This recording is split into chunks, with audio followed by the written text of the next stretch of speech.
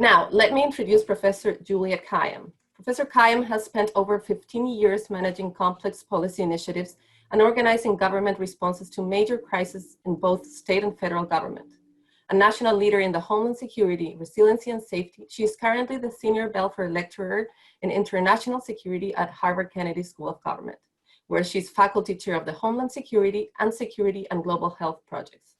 Most recently, she was President Obama's Assistant Secretary for the Intergovernmental Affairs at the Department of Homeland Security. There, she played a pivotal role in major operations, including handling of the H1N1 pandemic and the BPO response.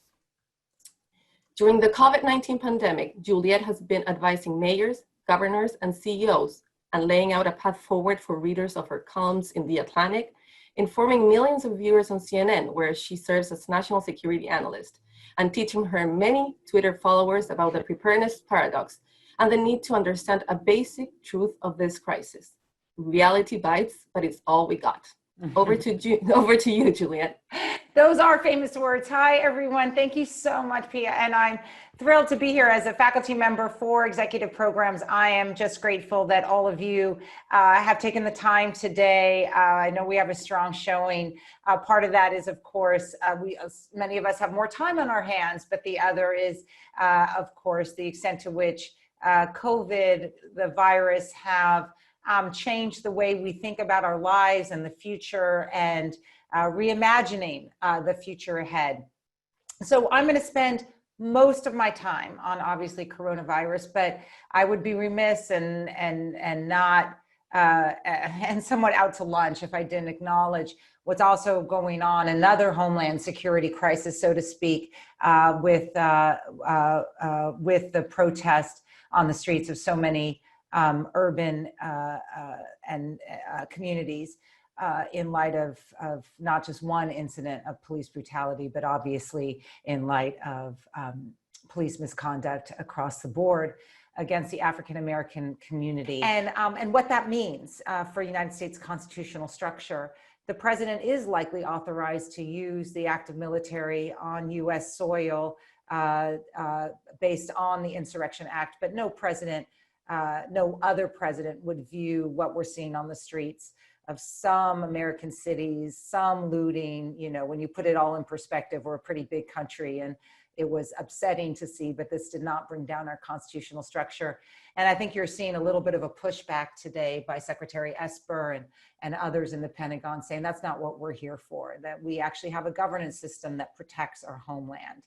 And that's actually how it also relates to the coronavirus. So I want to acknowledge just I don't want to say we've been distracted, but there's, been this other thing, at least in the United States, that we've all been focused on. But I want to acknowledge that if I were to ever talk in past tense about the coronavirus, I don't mean to. We are in the throes of a pandemic and pandemic response, of which there's been a unique American response, right? And so I want to go through that response. I should say that the bad news is that the COVID is new. The good news is that crisis management is not. So those of you who have had me in executive programs or former students know that I like to put order to chaos. I say that's my yoga. And so in the chaos of March, when even I, who had been somewhat yelling about the need to do some social distancing and tracing in late January. My first tweet about COVID was on January 2nd, and got complaints by my followers that I was focused too much on this virus in China. I needed to put order to it. When the Atlantic had called me, Atlantic is doing just tremendous work for those of you who are reading their work just across the board. They'd called me the last days of February and said, we've been following you on Twitter. You seem to have a lot to say about pandemic response, because I had been involved with H1N1 and during the Obama administration. And they said, what will you write a column for us? What would your first column be called? And I said, its headline should be, America, you have no idea what's about to happen. And unfortunately, it was true but I probably didn't touch on everything that America was unprepared for. So can I get the slide up, and I'm going to move my slides out of the way. hold on one second. And then let me go from here. Here we go. Okay. So this is my my yoga. Okay. This is, I'm going to help you get through the madness of what it is and tell you where we are, because that's the most important thing. So a crisis, generally I put for my class, and those of you who have heard me talk about crisis management or the BP oil spill, which is what I generally teach in executive programs, know that a crisis can be divided into 5 stages. And different people, I use this framework. It helps me. I make my students go through this. I was teaching crisis management this term, so you can imagine where my syllabus went by late February as I finish up the class online. So basically, looking at this chart, you see you have a left of boom and a right of boom. Okay, so left of boom is essentially, what do we wish we had done right before the boom being the bad event. And I'm agnostic about the boom generally, although this is it's US focused. I want those of you who are calling in from other countries, this works for your country, but this is a way I think about what the US might have done better. So what could we have done better in the US to avoid the impact of the boom? And again, the boom is agnostic. We're just planning for a crisis. It could be a hurricane, a tornado, an earthquake, whatever. In this case, of course, it's a pandemic, which is a particular kind of boom. So we have 2 phases. One is protection and one is prevention. Protection is what are the sort of what could I have done to better protect, against a pandemic from ever happening. So those are like the big ticket items, right? You'd have a strong global health system. You'd have better food security. You'd have transparency. Whatever you think about China, you cannot argue that it hid COVID for some period of time in Wuhan. I mean, we were flat. Everyone was flat-footed because the Chinese had essentially hidden their identification. So those are sort of the big ticket items. Sort of, okay, how would we stop a pandemic from forming? Now that you have a pandemic, how could the US prevent it, right, from coming here and impacting us in the ways it did? So basically you have before December 2019, and then I dated it, you can see in the yellow, December 2019 to February 2020. In the United States, this is what we call the squander time. It is essentially the United States growing recognition, right, of a pandemic, and it's growing recognition of a pandemic, and its failure to respond, right? So what could we have done to prevent it? So, right, we would have been testing. Never forget the original sin, why we're all inside still, although we're opening up, is that we had massive community spread with no acknowledgement that it was happening, right? Because we weren't testing in any meaningful fashion. And so what would you have done? You would have had more testing. You would have prepared the public and employees for, if you're sick, stay home. If you have these symptoms, do this, right? So remember, most of you, I would suspect, did not really understand COVID until basically an employer or someone, or maybe the week before it became such a big deal, right? That night that the NBA canceled their season, right? That is the big issue.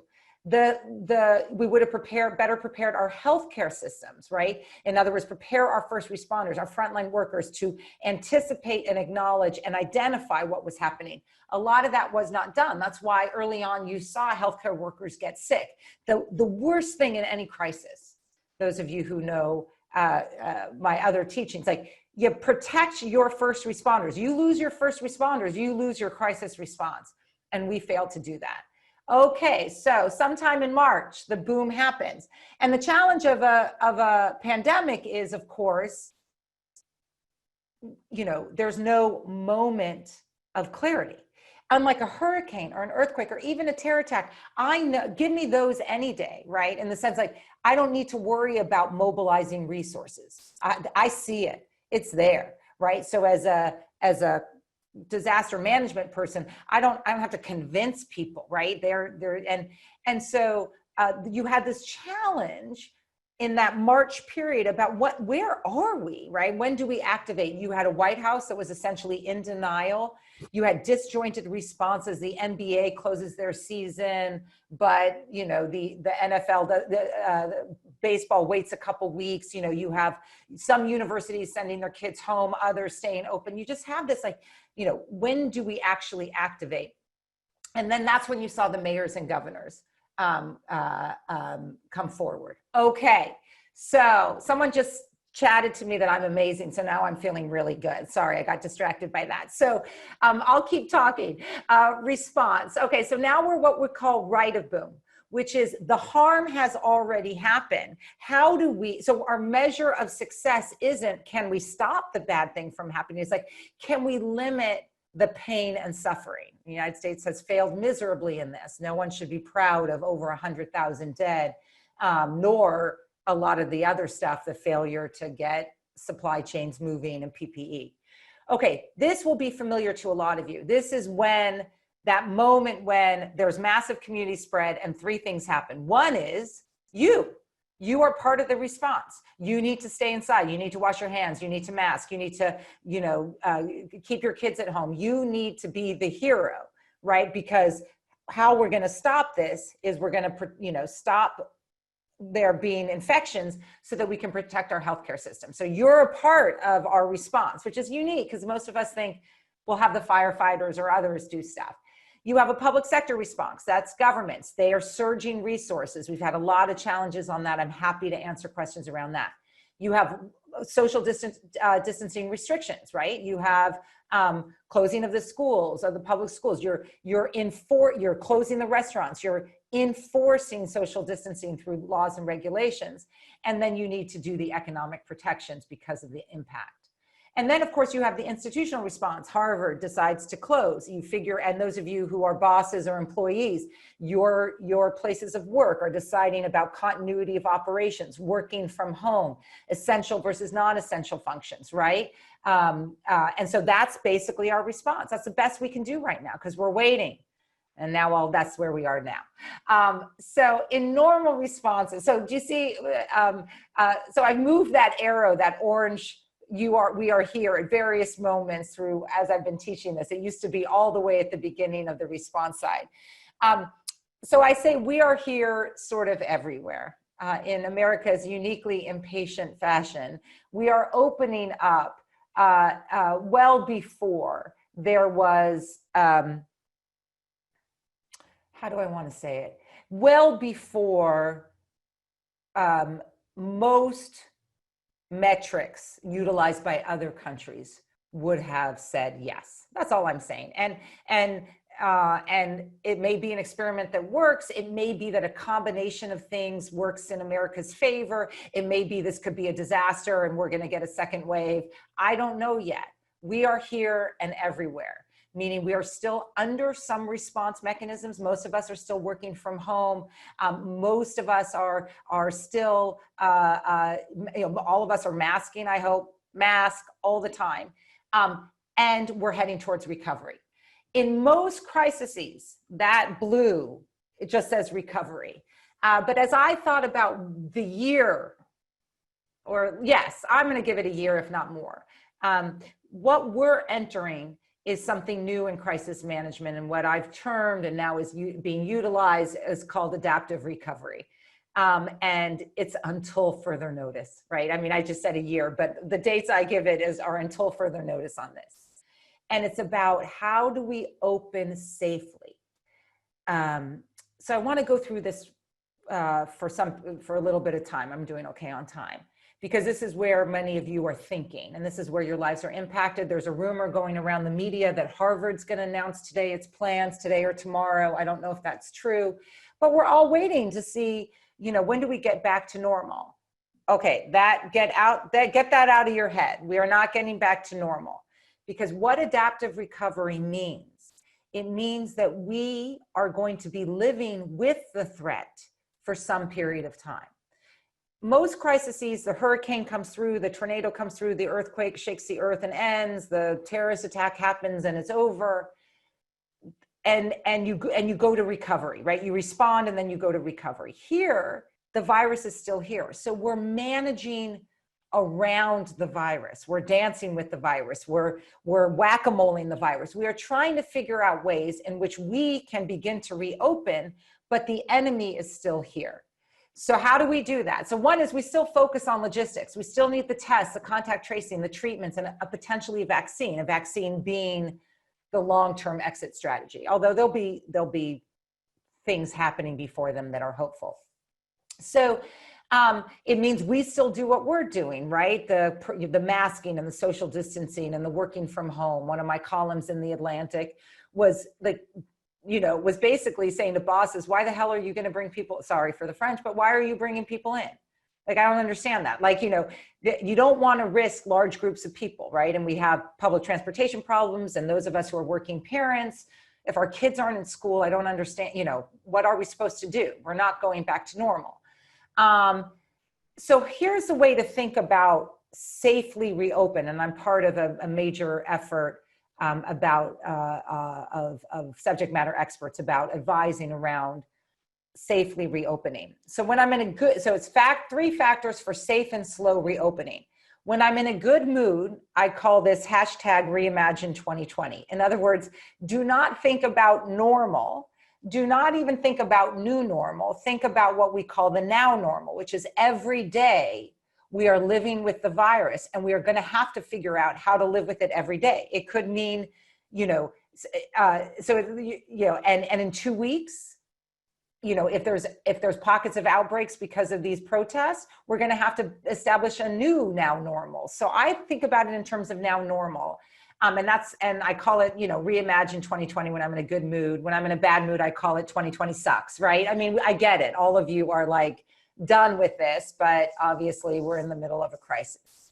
So there's 3 factors, and I'll just go through them quickly and then finish up, and we'll answer for questions.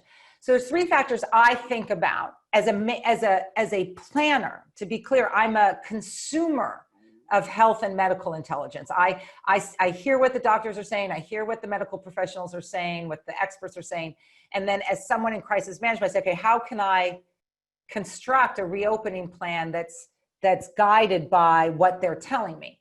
And so there's 3 factors I think about. It's how I advise corporations and schools and my own family, honestly. I have 3 teenagers. So when they ask me what can they do, I intellectually put it through this prism. One is I want to minimize contact intensity. What that means is going to a gym is very different than going to the dry cleaners, right?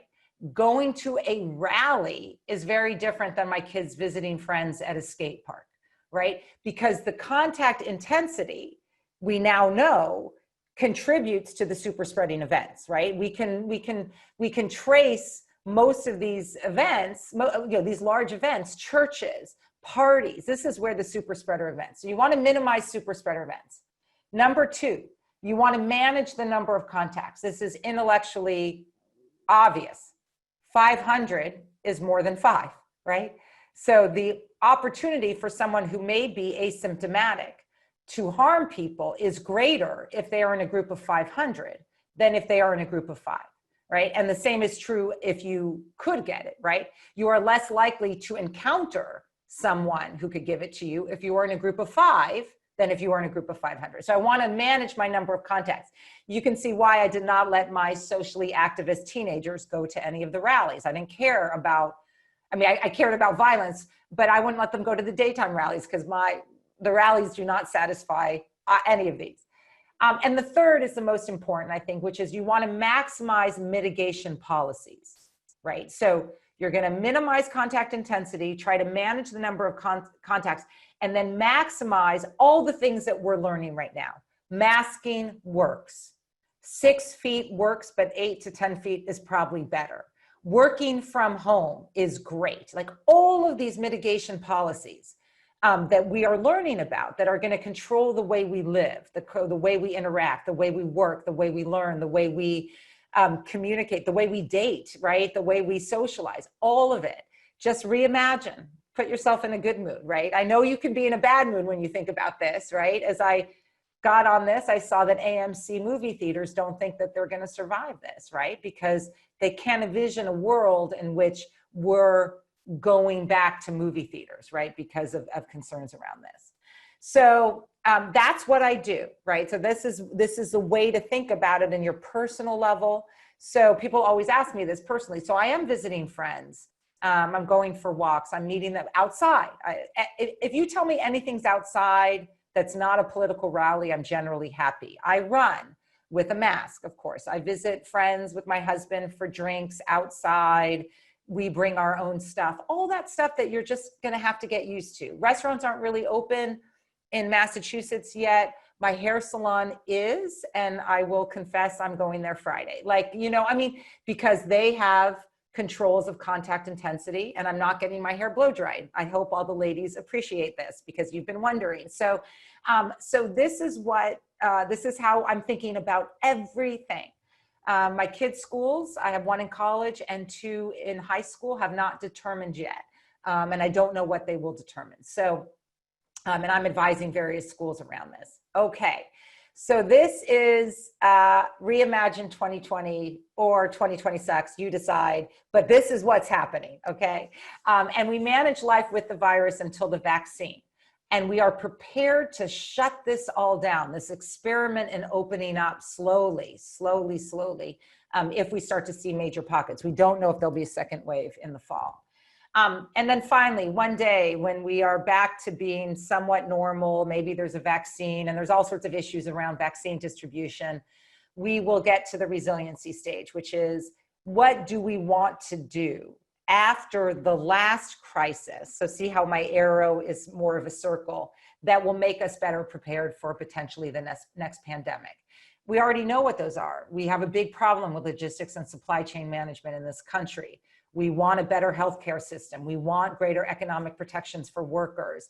We want an improved global health security so we wouldn't have pandemics again.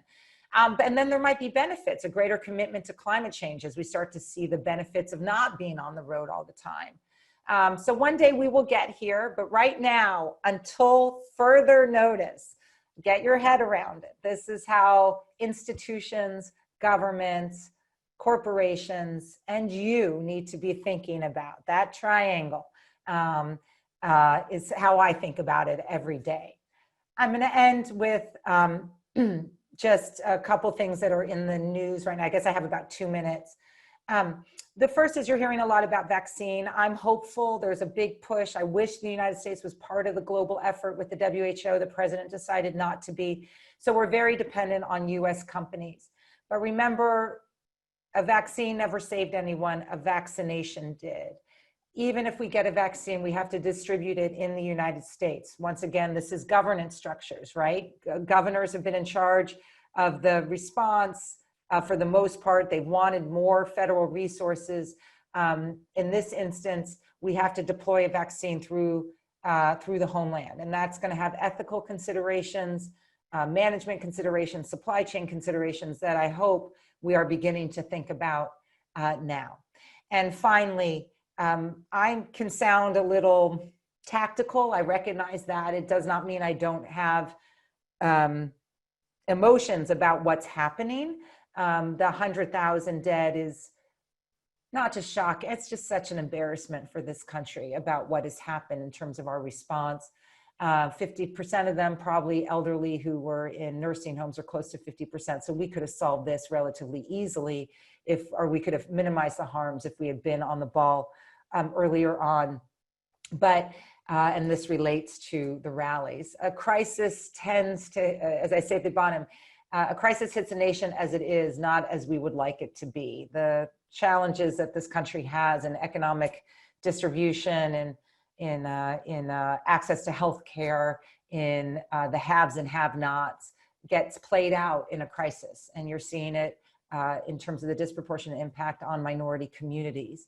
So while people are on the streets based on, you know, the moment of a police killing caught on air, it's hard for me not to separate that it also is happening during a pandemic. That the rifts in our nation are being played out on the streets, mostly in lawful ways, not just because of one issue, but because I think we are a nation that just has not been able to manage a crisis as effectively as we ought to have been, and it's impacting some communities over others. Okay, so we will get through this. We will adapt. We will reimagine 2020. We will reimagine it for our kids. That's the most important thing. You sitting around saying how crappy everything is not helpful for our kids, who are probably going to be living and impacted by this, about what school means and what college means for a while, or entering a job market where there's no jobs. So so I leave it with reimagine when you're in a good mood, and reimagine for your families and your employees and institutions you work for. And we'll get through this. At least I gave you a little bit of yoga in the meanwhile. Okay, great. So I will take any questions for the next half hour about this or about the rallies. So if you have a question, please use the hand raising button. We will call your name and unmute you. So please accept the unmuting request. We can wait only a few seconds. If you don't accept the request, we will have to move on. We're going to try to get to as many questions as we can, but recognize that we might not. If you want to remain anonymous, just put your question in the Q&A function, and we will read it out loud. So let's go with Seth Mahu. Hi. Thank you very much for the great presentation. I hope you can hear me. I can hear you fine. Good. So I just want to find out your take on this. I think one of the key things that could undermine the areas you have outlined to help manage the COVID crisis could be compliance, and lack of compliance and corruption. Yeah. What is your take? Your take on that? So at what part of this, the supply chain part or overall? Hello? Did I lose you? Am I off? Maybe. No, can you hear me? Yes, I can hear you. Okay, good. Can you restate it so I understand it? Yes, I was saying that the issues you have outlined as measures in managing the COVID crisis, I think these issues could be undermined if we do not tackle the issues of corruption that could emanate with this whole process, as well as lack of transparency. Yeah. No, it's such a take on this, please. Yes, thank you so much. Please. And I lost you a little bit at the end. I think that might be on your end, but I got you. So I think that's right. So what I went through was the sort of process issues, but not how it's working in reality. And so I agree with you. So in other words, a rigorous crisis management process would have in particular, a supply chain management process that limited the capacity for corruption, for all sorts of bad things that happen during any crisis. I'm used to, when crises happen, a lot of things get thrown at the wall, money is wasted, we get that. But in terms of, are certain companies, for example, getting no contract bids that they shouldn't, right? That's a bad thing. So we're, that, and I think you're starting to see some congressional oversight of that. Where I think the biggest challenge on sort of transparency and corruption is, and I tried not to be political, but it's just in terms of whether the American public has confidence in, right, the government and what they're saying. So some of the things that I'm worried about now is the number of people in the US who are saying that they wouldn't get a vaccine because either they don't have confidence in, is it a corrupted system? Are we rushing it too fast? Or they're being manipulated by anti-vaxxers and stuff. So to me, that's like a sort of impending fear. I do believe with a different president, if Biden were to win, that a lot of that will go away as well.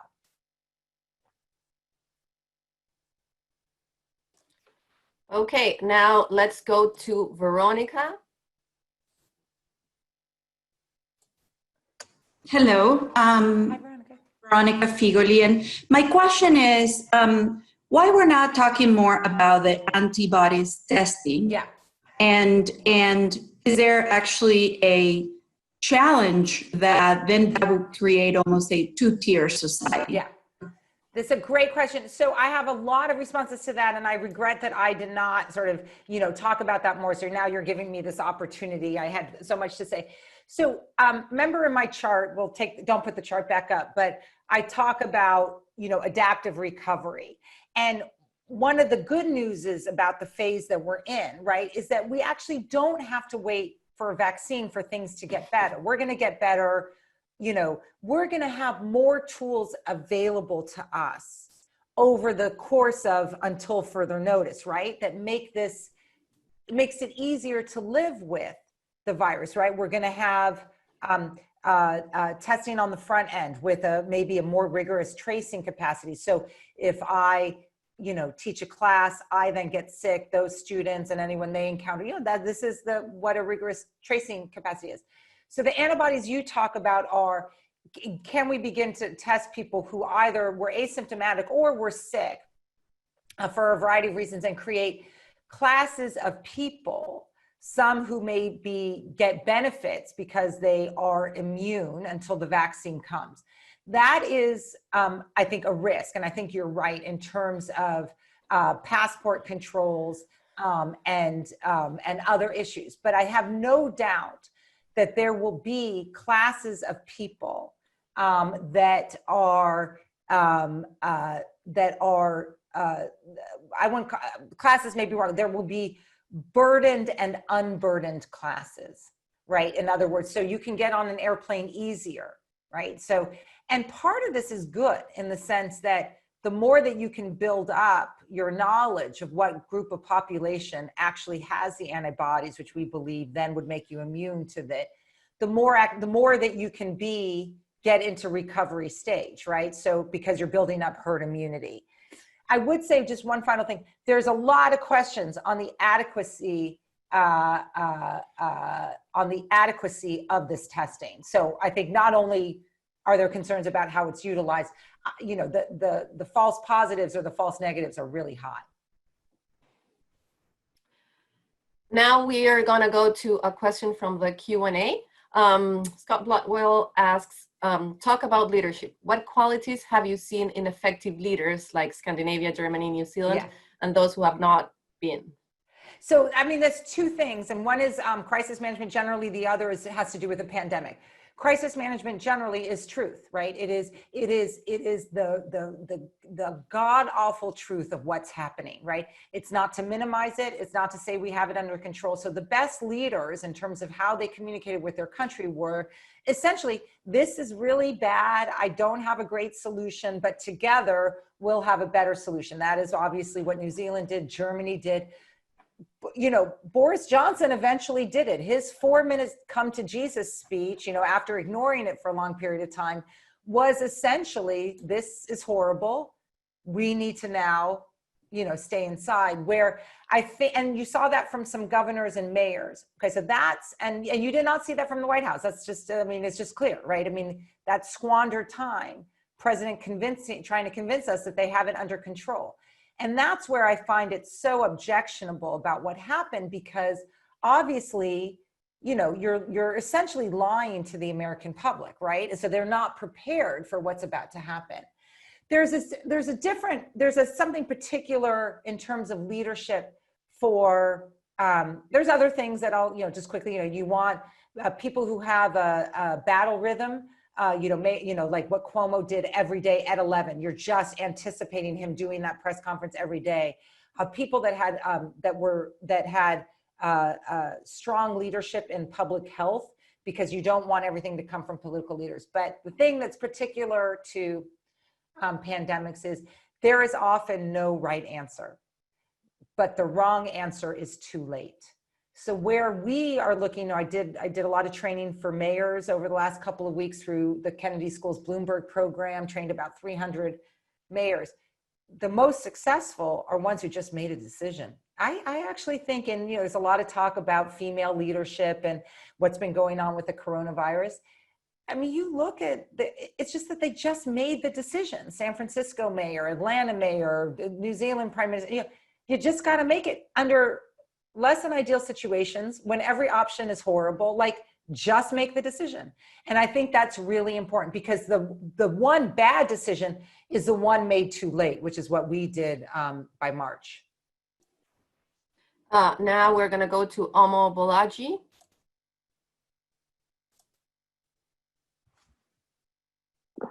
Hi, can you hear me? Yes. Yeah. Right, can you hear me? Yes, I can. Okay, right. Thanks for the presentation. It's been, wow, mind-boggling. Right, so just my quick question is, I live in a country where everyone just seems to think it's a joke. And when I say literally, when the country shut down, I had my neighbors receiving visitors. Like, it was just an extended public holiday. Yeah. And as a communications person, as a development communications person, I just couldn't get my head around, how do you communicate to people who are completely mistrusting of government? Yeah. Or also super religious. Yeah. So, so I come from a country where God is a magician. You go visit someone that's got COVID, you're not protected because you think, oh, God loves me extra special, so I'm not going to get it. Yeah. But then you do go home and you get it, So just as a communications person, what keeps going through my mind is, how do you deal with the heightened religiosity as well as the negative government mistrust in communicating to like everybody? So it's not just, I just don't want to talk about, oh, it's like maybe the security men or your domestic assistants or the bus drivers that are not taking it seriously. Yeah. But I'm also talking of people with 2-3 degrees that just think, yeah, right, well, I'm not going to get it. I'm just not going to get it. Right. How do you get through to them? No, it's such a great question. I can't say that we have a great answer. So here's the strategies we know have worked. And this is, I think, a challenge in the United States, is the most successful communication strategies have been a combination of carrot and stick. So the carrot has been a national leader. So the governors, here in the United States, having governors each decide has been a challenge because it leaves room for the detractors, right? If your governor says X and the governor next door says Y, right, the detractors say, why aren't we doing Y rather than X, right? And so what we've seen is it takes national leadership to do the carrot, right, which is we're all in this together, all the language that you've heard, having doctors lean in, showing the impact on the health community with a stick, right? Not a big stick, but with penalties for those who are not abiding. I'm a big fan of that in crisis management. You just got to force in some instances. So I would have been much more draconian about masking rules. I would have been much more draconian about some of the sort of civil disobedience we saw early on, because you just have to make a statement that this is no joke, right? And so getting different spokespeople to make that, getting mothers or doctors or whatever to do that. So that, in terms of a communication strategy, is the best we know, because you're not going to have perfect compliance. You just want enough compliance that the success of the effort, we're in the risk reduction phase, not the risk elimination phase. So I just need enough people reducing the risk enough that I'm comfortable, right? Rather than we're not in risk elimination. It's just that can't work. So that's ways I think about it. Helpful. Now we're going to go to one of the questions in the Q&A from Margaret Walsh. COVID is a global issue now, and the opportunity to mount a coordinated multilateral effort to contain it was squandered. Yeah. What do you anticipate regarding responses now? Do you anticipate that preventative treatments, cures will be shared widely, or will it be a nation-by-nation response, leaving pockets of infections throughout the world? So I think you will have pockets of infections just based on healthcare capacity. So, South America, Brazil, some of these countries are really in dire straits, and plus they have leadership that's sort of ignoring it. But what we're seeing play out is, what has been called COVID diplomacy, which China is taking the lead on. So the United States withdraws from WHO, withdraws from its international obligations, right, or international network in terms of the UN and WHO, decides to do vaccine essentially on our own, right? And then you have China both giving lots of money to WHO, but lots of money to individual countries. I think China is going to govern unless we get a new president who pivots the US in time.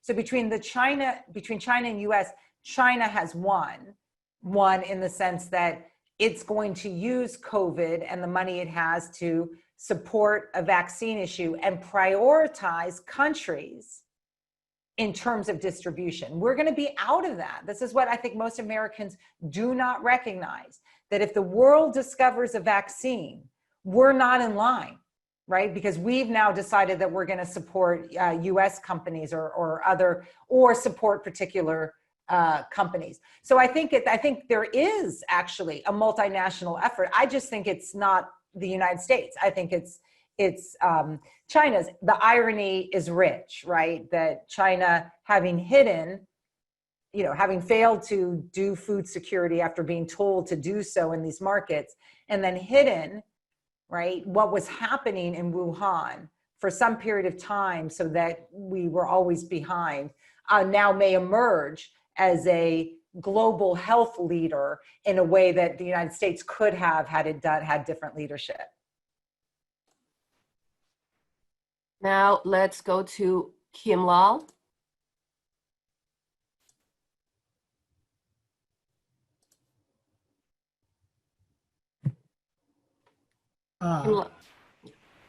Can you hear me? Yeah. Yes. I am from Nepal. I'm an alumni of the 2012, I think, executive leadership, something like that. And right now I'm doing research on leadership crisis in Nepal. In this connection, of course, COVID-19 is a health issue, but in addition to that, it is a leadership issue. Everywhere, the leaders are facing the challenges.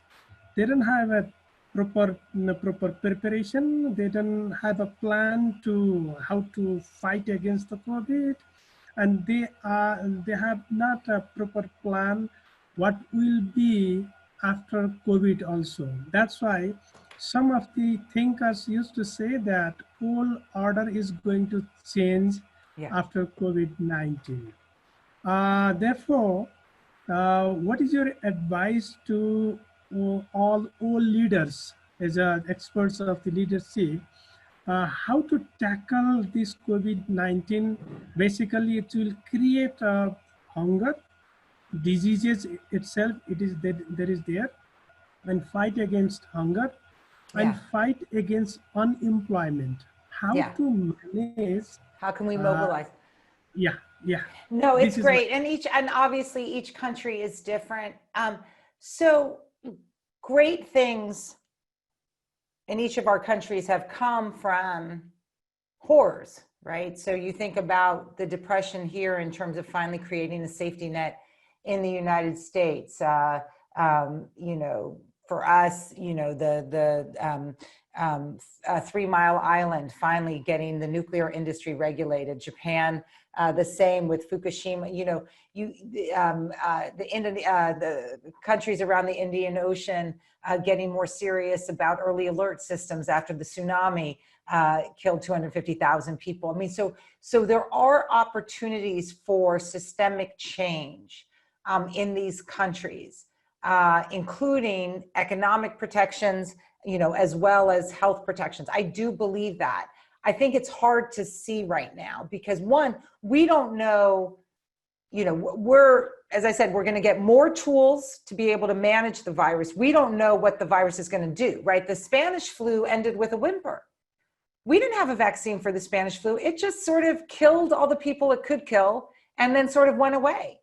So we don't know the trajectory now, but I think what's important now is all the goodwill, all the local coordination, all of the stakeholder engagement be focused not just on COVID, but on its secondary and tertiary impacts, because that's the only way we're going to solve this problem, at least in the short term. Now let's go to a Q&A question from Ann Collins. What is the best source for getting data about test rates, result rates, hospital capacity, cases, deaths?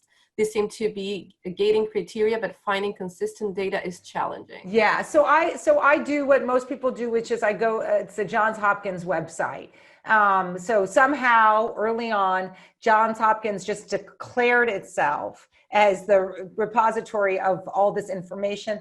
The government has been utilizing it, and most reporters use it. So like when we got to 100,000, that wasn't based on government numbers. It was the media monitoring Johns Hopkins. So they're doing, I don't know how they've built it, but they have a pretty extensive global and national framework. That's a good question.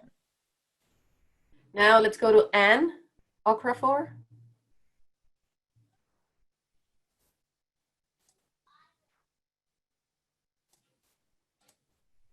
Hello, can you hear me, Pierre? I can hear you. Yes. How are you? Okay, I'm fine, thank you. It's really exciting to see Pierre and Professor Khayyam again. I was at the course, the groundbreaking course for global health and security. Oh, fantastic. December 2018. So, and I can see everything that we learned playing out. I mean, it's so exciting that, you know, everything that you taught us about crisis management and all of that, I can see all of that playing out now. Honestly, I'm like every day, yeah, Professor Kayyem taught us this. Unfortunately, I was right. Anne, it's so nice to hear from you. That was such a great program. Yeah, it's really lovely. Now, I can see, obviously, the health systems that were strong before the boom. You know, you kept talking about the boom, resilient health systems, how to mitigate the impact of the boom. And I can see that now. I mean, look at Germany and all of that. You can see that the impact is much less in those countries. I'm saying, can we come together, all of us who are alumni of that global health and security course, focusing on a strong health system? Is there any way you can bring us together so that we can do advocacy? It's important because in the country I come, in many of the countries in sub-Saharan Africa, you find that governments are not interested in investing in health systems. And so, if not that perhaps nature is helping us or something, it would have been terrible in Africa. But it may be another thing tomorrow. It's COVID today, it may be something else tomorrow. So we see the importance of investing in health systems. Yes. Is there a way you can organize, I mean, your department can organize advocacy, especially for governments in my part of the world? Yeah. To organize, I've missed the last part of that sentence, to organize a case study around the healthcare, the health systems. Okay. Hello? Wait, no, hi, I can hear you. No, you said the last part of your sentence was to organize studies advocacy.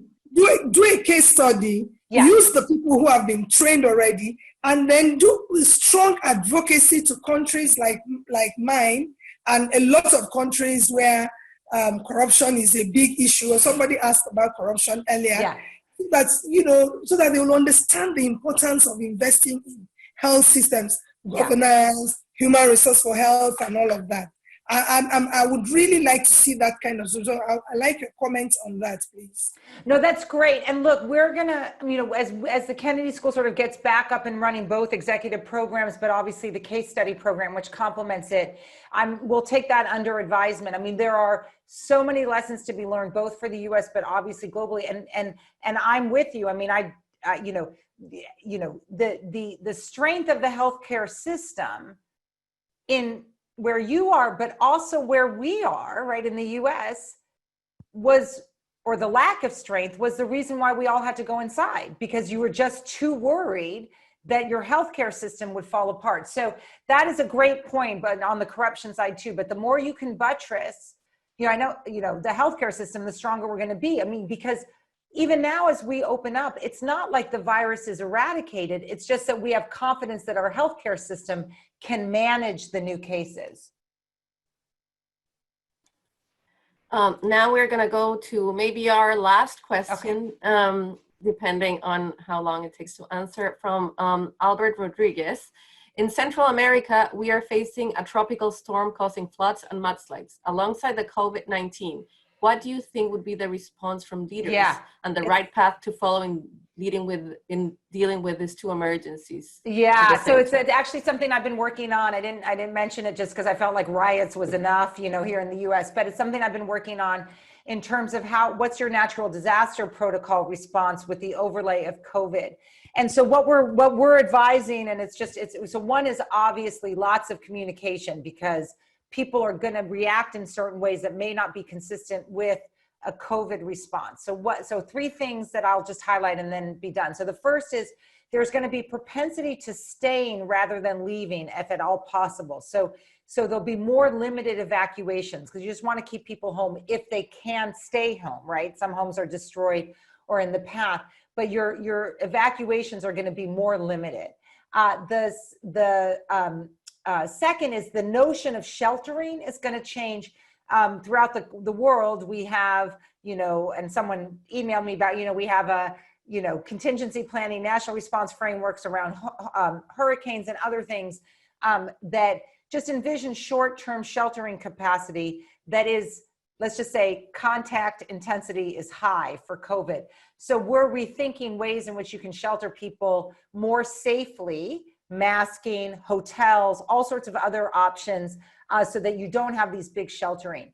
And then the third is, if you do need to evacuate, so this is interesting for every country, public authorities are going to want to call it earlier, because people have been told for 3 months to stay home. Do you know how hard it would be to get, if they're committed to that, to tell them now the safest thing is to go out?